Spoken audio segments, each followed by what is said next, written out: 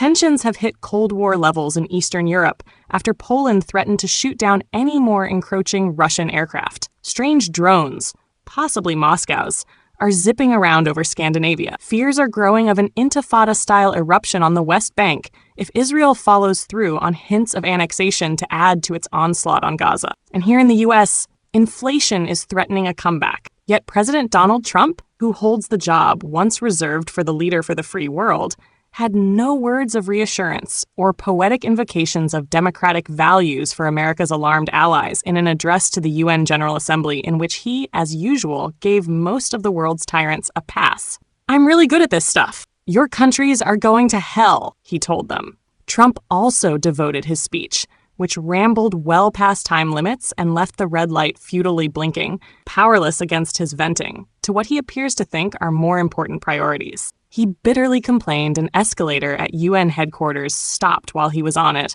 and revived an old gripe that the world body had refused his offer to fix up its aged Turtle Bay building back in his real estate days. "I'm going to give you marble floors. They're going to give you terrazzo," he recalled of his pitch.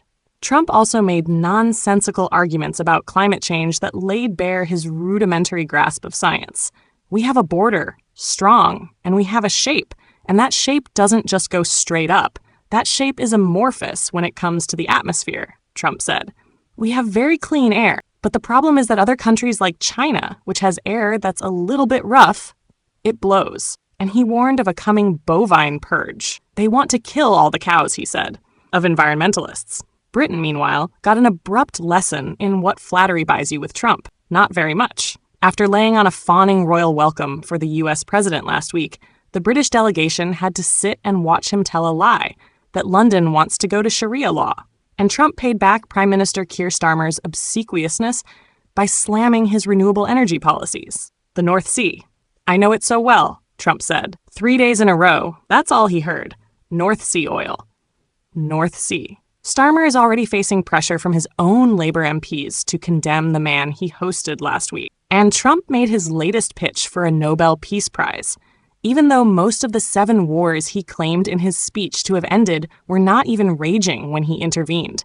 "Everyone says that I should get the Nobel Peace Prize for each one of these achievements," Trump said. "But what I care about is not winning prizes, it's saving lives." He turned his frustration into a question of why the UN even exists and why it doesn't rush to give him credit. "All I got from the United Nations was an escalator that on the way up stopped right in the middle. If the First Lady wasn't in great shape, she would have fallen, but she's in great shape. We're both in good shape." One frequent effect of Trump's speeches to the Yongay is that the rest of the world gets an unabridged look at the disjointed warbling. The president calls it the weave that Americans now take for granted. It would not be surprising if foreign chancelleries started to make reassessments of his temperament and his grasp on key issues following Tuesday's speech.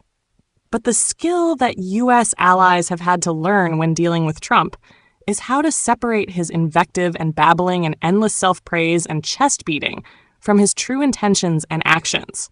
For instance, after he offered no new direction for his stalled bid to end the war in Ukraine in his speech, he then said, when asked whether he thinks NATO should shoot down Russian aircraft in its airspace, "Yes, I do." But there remain questions about the president's willingness to honor the Western alliance's bedrock principle of mutual self-defense, which Putin is sure to test.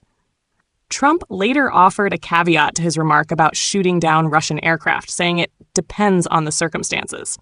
And Secretary of State Marco Rubio said earlier Tuesday that U.S. jets, at least, would not down Russian planes.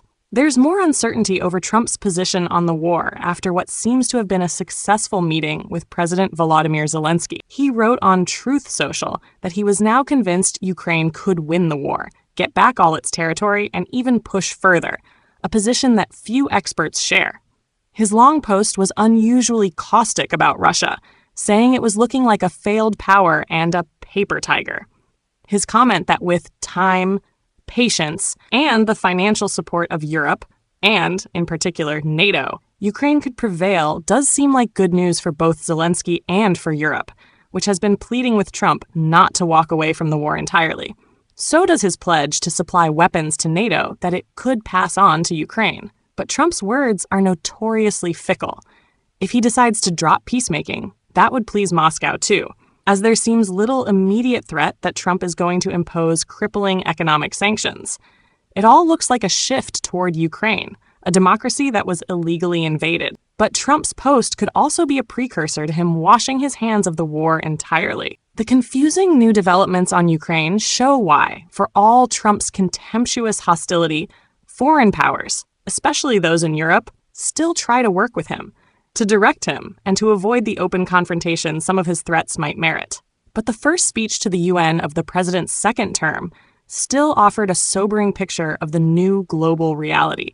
The United States, the nation that did more than any other to build the United Nations and to support it for so many decades, is now its most vicious critic, a situation that raises questions about the once vital world body's capacity to survive in its current form. What is the purpose of the United Nations? Trump asked. That the president doesn't know suggests the world is in for a tumultuous time. The UN Charter, signed in San Francisco in 1945, enshrines international law and promotes respect for human rights and international freedoms.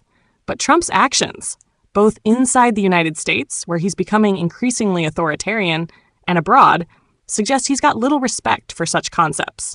He signaled, for instance, that he plans to continue to flout international law with unilateral strikes on what the administration claims are cartel speedboats off Venezuela. Please be warned that we will blow you out of existence, Trump said in his speech.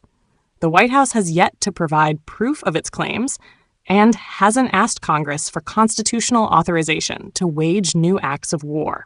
American allies must also understand that the most powerful man in the world is a hostile political force who is seeking to undermine not only their leaders' political power bases with his support for populist insurgents, but also their democratic systems, just as he has in the U.S. At times at the UN, he looked less like the leader of the free world than the supremo of the global far-right movement. I love Europe. I love the people of Europe, and I hate to see it being devastated by energy and immigration, Trump said, before twisting the knife on two issues: climate change and border policies that threaten to destroy liberal governments and usher in extremist leaders in Britain, France, and elsewhere. This double-tailed monster destroys everything in its wake, and they cannot let that happen any longer. You're doing it because you want to be nice. You want to be politically correct, and you're destroying your heritage, he said. Allied leaders have spent 8 months appeasing and flattering Trump. The next 3 years and 4 months will be about containing his damage. It's going to be an all but impossible task. They actually said during the campaign, they had a hat, the best-selling hat. Trump was right about everything, the president said. And I don't say that in a braggadocious way, but it's true. I've been right about everything.